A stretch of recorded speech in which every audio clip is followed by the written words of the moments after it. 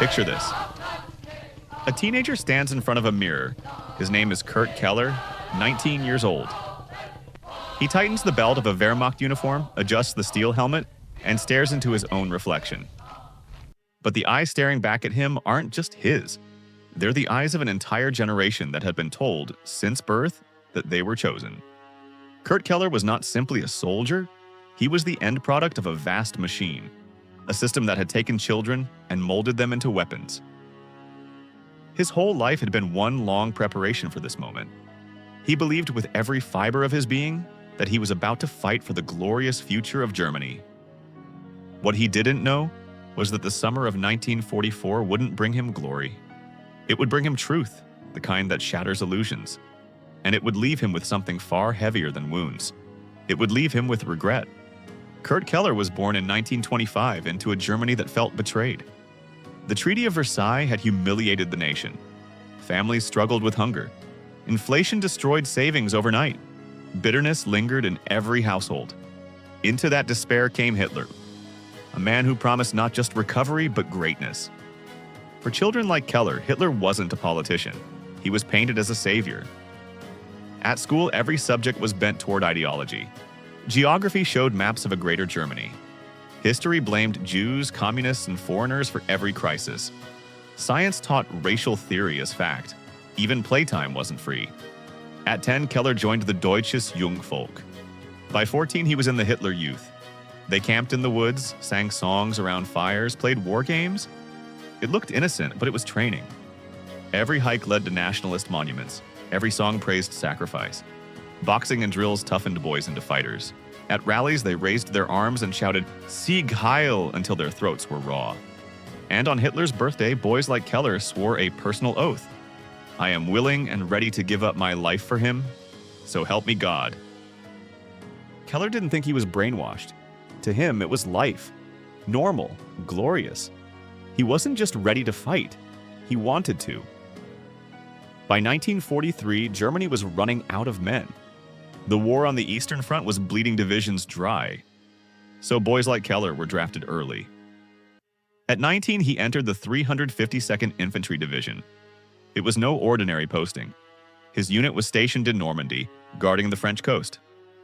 Guarding what Nazi propaganda called the Atlantic Wall. Hitler had boasted that this wall was unbreakable. The beaches were said to be fortresses. Any invasion, Keller was told, would be crushed instantly. He believed it. Sitting in bunkers above Omaha Beach, Keller felt pride. He felt chosen. He looked out at the sea and thought, "Let them come. We are ready," but nothing could prepare him for what was coming. June 6, 1944. D-Day. At dawn, Keller awoke to a sound he had never heard before. Thunder that wasn't thunder. Naval guns. The Allies had arrived. He scrambled to his position above Saint-Laurent-sur-Mer, overlooking Omaha Beach. The horizon was black with ships, more ships than he thought existed in the world. Then the bombardment began. Shells screamed overhead, slamming into bunkers, tearing men apart. The ground shook, dust filled the air. Whole gun positions were swallowed in fire. Propaganda had promised invincibility, but Keller watched his friends obliterated in seconds. No propaganda could cover that up. And then the landing craft came, hundreds of them spilling thousands of Americans onto the sand. Keller fired his rifle. He reloaded again and again. He saw the beach turn red with bodies, but the enemy didn't break. They kept coming. For every man who fell, more surged forward. All around him, Germans screamed prayers, cried for their mothers, clutched at wounds. One soldier was torn in half by a shell. Another burned alive inside a bunker. Keller felt his world collapse. These weren't the weak subhumans he had been promised. These were determined, relentless men, and they were winning. By the end of that day, the 352nd Infantry Division was shattered. Positions destroyed, bunkers overrun, entire companies gone. Keller survived. But something inside him didn't.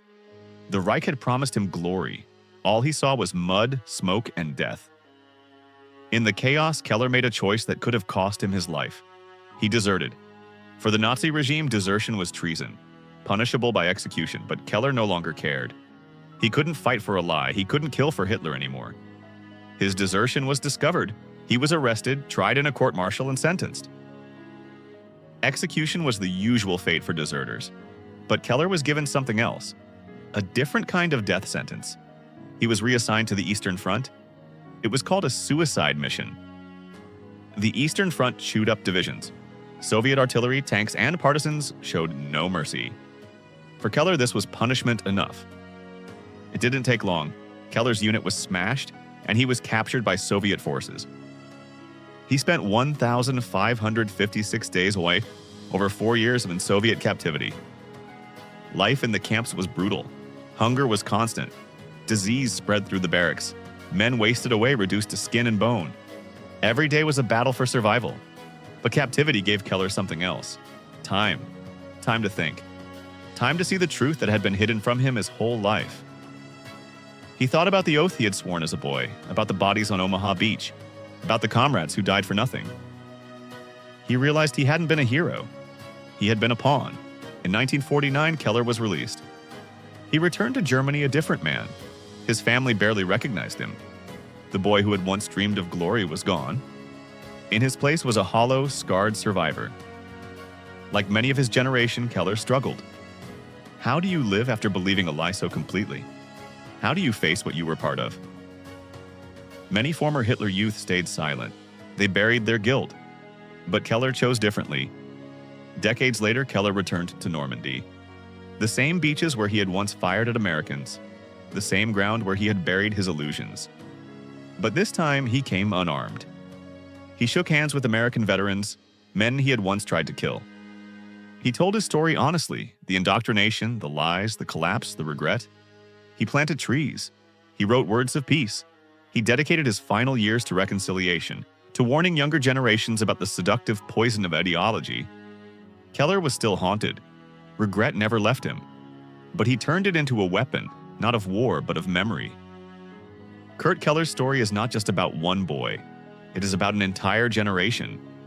Children who were raised in classrooms where hate was fact. Children who swore oaths before they understood what death meant. Children who were sent to fight and die for a monstrous dream. Keller's regret didn't excuse his actions, but it gave his life meaning. He stood as living proof that monsters aren't born. They're made. Made by propaganda, made by obedience, made by silence. And he stood as proof that even when it's too late to undo the past, it's never too late to tell the truth. If you believe stories like this matter, and stories not just of generals and battles, but of the boys who carried rifles, the boys who believed lies, the boys who lived long enough to regret, subscribe and join us. Because history is not just about the wars we fight. It's about what happens after. It's about who we become. And sometimes it's about those who lived long enough to regret.